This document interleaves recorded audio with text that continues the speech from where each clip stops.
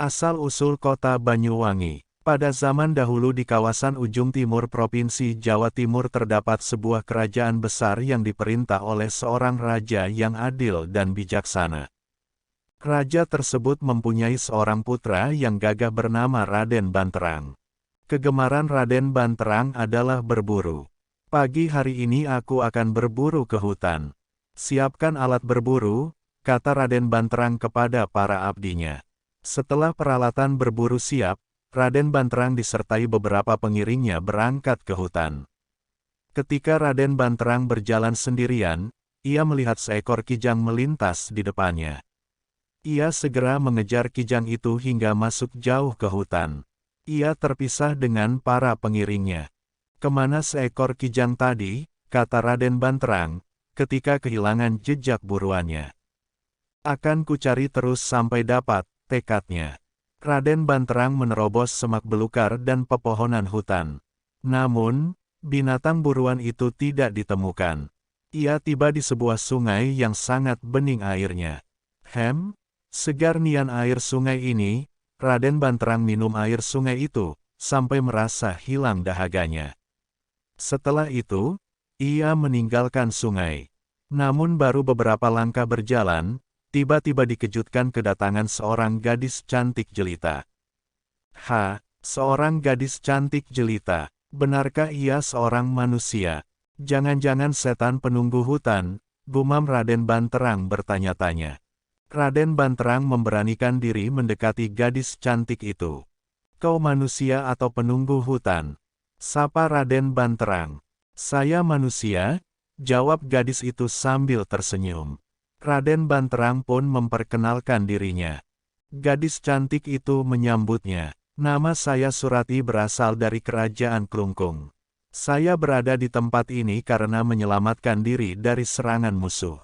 Ayah saya telah gugur dalam mempertahankan mahkota kerajaan," jelasnya.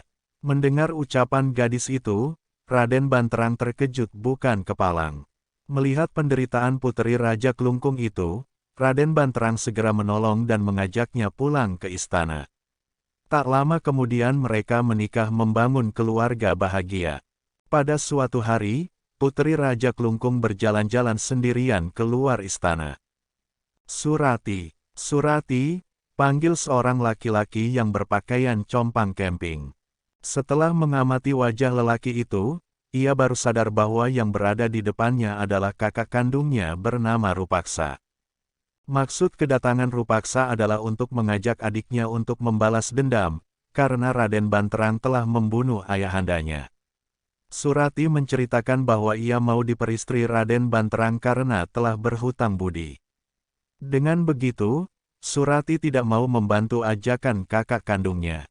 Rupaksa marah mendengar jawaban adiknya. Namun, ia sempat memberikan sebuah kenangan berupa ikat kepala kepada Surati. "Ikat kepala ini harus kau simpan di bawah tempat tidurmu," pesan Rupaksa. Pertemuan Surati dengan kakak kandungnya tidak diketahui oleh Raden Banterang, dikarenakan Raden Banterang sedang berburu di hutan. Tatkala Raden Banterang berada di tengah hutan, tiba-tiba pandangan matanya dikejutkan oleh kedatangan seorang lelaki berpakaian compang-camping. "Tuanku, Raden Banterang, keselamatan Tuan terancam bahaya yang direncanakan oleh istri Tuan sendiri," kata lelaki itu. "Tuan bisa melihat buktinya, dengan melihat sebuah ikat kepala yang diletakkan di bawah tempat peraduannya." "Ikat kepala itu milik lelaki yang dimintai tolong untuk membunuh Tuan," jelasnya. Setelah mengucapkan kata-kata itu, lelaki berpakaian compang-camping itu hilang secara misterius. Terkejutlah Raden Banterang mendengar laporan lelaki misterius itu. Ia pun segera pulang ke istana. Setelah tiba di istana, Raden Banterang langsung menuju ke peraduan istrinya. Dicarinya ikat kepala yang telah diceritakan oleh lelaki berpakaian compang-camping yang telah menemui di hutan. Benar kata lelaki itu. Ikat kepala ini sebagai bukti. Kau merencanakan mau membunuhku dengan minta tolong kepada pemilik ikat kepala ini. Tuduh Raden Banterang kepada istrinya. Begitukah balasanmu padaku? Tandas Raden Banterang. Jangan asal tuduh. Adinda sama sekali tidak bermaksud membunuh Kakanda, apalagi minta tolong kepada seorang lelaki. Jawab Surati. Namun Raden Banterang tetap pada pendiriannya, bahwa istrinya yang pernah ditolong itu akan membahayakan hidupnya. Nah, sebelum nyawanya terancam, Raden Banterang lebih dahulu ingin mencelakakan istrinya. Raden Banterang berniat menenggelamkan istrinya di sebuah sungai. Setelah tiba di sungai, Raden Banterang menceritakan tentang pertemuan dengan seorang lelaki compang camping ketika berburu di hutan.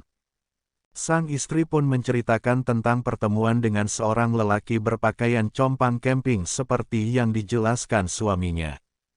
Lelaki itu adalah kakak kandung Adinda.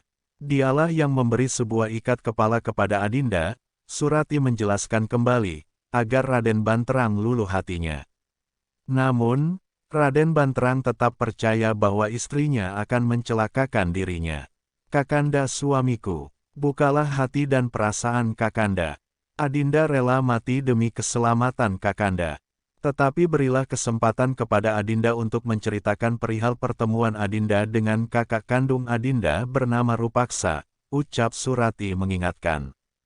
Kakak Adindalah yang akan membunuh Kakanda. Adinda diminati bantuan, tetapi Adinda tolak. Petik 2. Mendengar hal tersebut, hati Raden Banterang tidak cair bahkan menganggap istrinya berbohong.